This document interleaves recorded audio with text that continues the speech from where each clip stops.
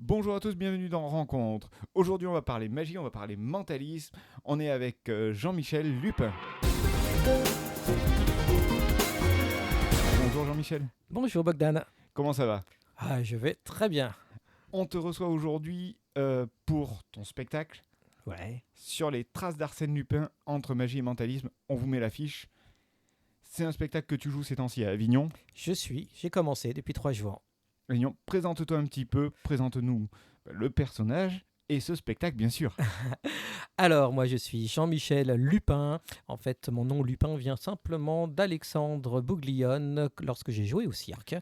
J'avais fait un numéro de 10 minutes, pas de cirque, mais de mentalisme. Et quand il m'a présenté, c'est lui qui faisait Monsieur Loyal. Il savait pas comment m'appeler. Il m'a dit Jean-Michel, il manquait quelque chose. Et comme il a vu sur les traces d'Arsène Lupin, il a dit Ah bah Jean-Michel Lupin. Et depuis, j'ai gardé le nom. Et c'est resté. Et c'est resté, C'est ça, rigolo voilà. ça. Et voilà, tout à fait. Et ça va très bien avec mon spectacle, puisque de toute façon, c'est un spectacle de magie de mentalisme, mais avant tout, une histoire autour de Arsène Lupin. Alors, j'ai déjà vu ton spectacle, et pour le connaître, tu nous fais découvrir un petit peu cet univers.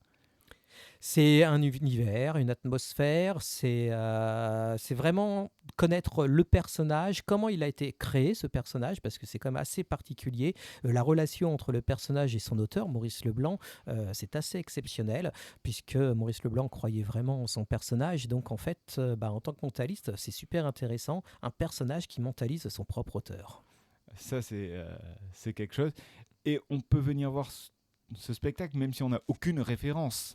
Tout à fait, tout à fait. En fait, même si vous avez jamais lu ni vu aucune des séries, alors les anciennes avec Georges Descrières ou dernièrement sur Netflix avec Omar Sy, même si vous avez à peine entendu parler de lui, de toute façon, je l'introduis parfaitement, donc il n'y a aucun problème. Il y a des enfants qui viennent et qui n'ont jamais entendu parler d'Arsène Lupin. D'accord. Et c'est du coup, tu parles d'enfants, c'est pour tout public. C'est tout public, on va dire à partir de 7 ans quand même, parce qu'au-dessous, ils vont pas forcément bien comprendre. Mais moi, j'ai des familles qui viennent et des fois, j'ai la surprise de voir 3, voire 4 générations qui viennent. D'accord, c'est un spectacle familial du coup. Complètement. D'accord. Et qu'est-ce qui se passe dans ce spectacle? Donne-nous un petit peu l'eau à la bouche. Alors, tout simplement l'intrigue, c'est-à-dire qu'on va essayer de trouver le plus précieux trésor d'Arsène Lupin.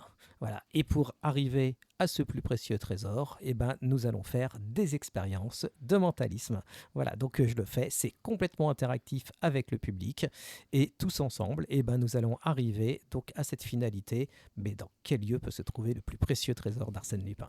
Et pour le savoir, il faut venir voir le spectacle cet été donc. Cet été, je suis à Avignon, donc au Théâtre Lorette, donc à Avignon. Donc le festival Off, c'est du 7 au 29 juillet. Je suis donc, je joue à 11h15, sauf le mercredi. Voilà, je suis à relâche. Relâche un peu de repos. C'est ça. On vous met bien sûr toutes les informations et la billetterie directement dans l'article qui sera sur le site. Vous connaissez interviewrencontre.fr. Alors, on va aussi parler un petit peu de toi. Comment t'en es venu à faire de la magie, du mentalisme et surtout comment t'en es venu à monter ce spectacle autour d'Arsène Lupin? Alors, il y a eu plusieurs chemins et qui, à un moment donné, ils se sont croisés, ça fait un carrefour. Voilà, c'est vraiment, tu sais, un peu comme des petites rivières qui après se réunissent pour faire un fleuve. D'accord. C'est un petit peu ça, en fait. Donc, plusieurs passions. La passion, bien sûr, de la magie. Au début, je faisais de la magie traditionnelle. J'en ai commencé à l'âge de 10 ans. C'était au départ pour les amis, les copains, la famille. Et puis, très vite, j'en ai fait pour l'événementiel, donc anniversaire, mariage, CE, etc. D'un autre côté, j'étais passionné de littérature, donc j'ai un professorat de lettres, ça aide.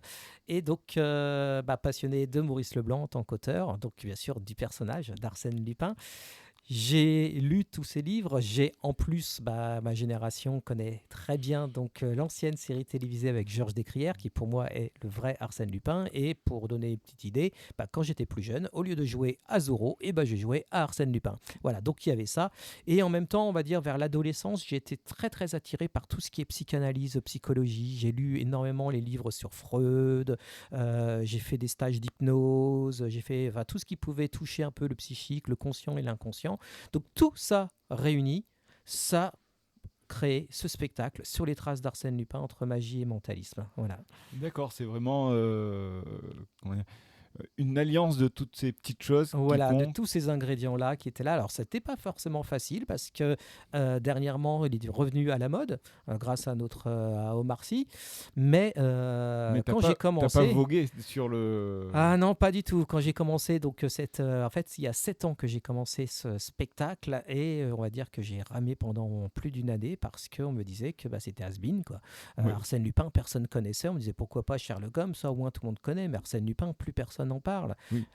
Mais j'ai Ah, vraiment voulu insister. Ça fait 7 ans que je le joue et puis bah, maintenant c'est passé sur Netflix, donc on me dit ah mais en fait tu joues avec la mode. Non, pas vraiment. de toute façon, il y aura toujours quelque chose à dire. Voilà, exactement. Mais tant mieux, hein, tant Tant mieux. mieux, c'est que ça fait parler, ça Voilà. crée une émotion. Exactement.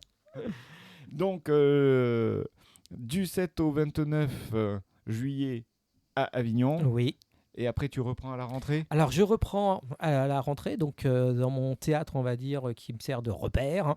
Chez Voilà. toi. Chez moi, c'est presque ma maison, donc c'est aussi Lorette. Hein, Alors, puisque Lorette, j'entends qu'il y a même tes meubles et tout directement là-bas. ah bah ouais, mais j'ai laissé, hein, j'ai pris d'autres choses pour Avignon, mais en fait mon matériel principal est resté à Paris.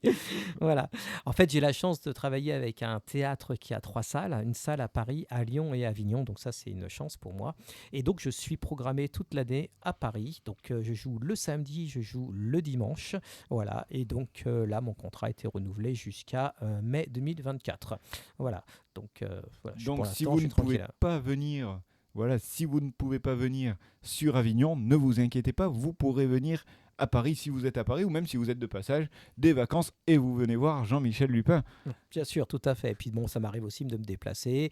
Je vais jouer à Asnières, qui est pas très très loin de Paris. J'ai aussi une date en septembre dans le 91 à Villemoisson, donc qui est une ville de l'Essonne. Donc ça m'arrive aussi de jouer un petit peu autour, quoi. Voilà, donc surveillez un petit peu les réseaux. Oui. On vous met bien sûr tous les liens dans l'article et comme ça, il y aura toutes les informations. Bien sûr, notamment mon site internet. Voilà, alors comme à l'habitude, le mot de la fin, il est toujours pour l'invité. La caméra est juste là. À Alors, toi.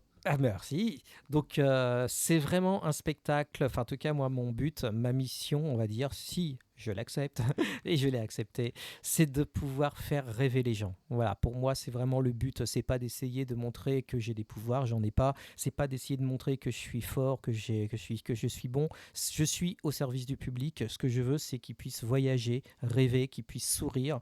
On parle souvent des plus précieux trésors. Mon plus précieux trésor à moi, c'est le sourire et les applaudissements du public. Voilà, donc comme vous l'avez deviné, c'est un spectacle où se mêle la bonne humeur, l'intrigue, bien sûr. C'est le but du jeu. Et la convivialité, parce Et que ça reste très convivial. Ça reste très convivial, c'est pas un énorme théâtre, c'est à Non. taille humaine. C'est tout à fait, ouais. Je suis très, on est, on va dire, très proche du public, et le public est très proche de moi, ça c'est vraiment très important. Et des fois, c'est même assez rigolo, parce qu'on voit des gens qui arrivent dans le théâtre, qui ne se connaissent pas, et qui ressortent en discutant. D'accord, ça crée super. une petite convivialité, quelque Oui, chose... voilà, tout à fait. Je pense qu'on peut être professionnel, mais en même temps, j'ai l'impression en fait que je discute, que je partage ma passion avec le public, et voilà, sans me prendre la tête, quoi. Eh bien, merci de nous avoir reçus pour cette interview. Merci à toi, Bogdan.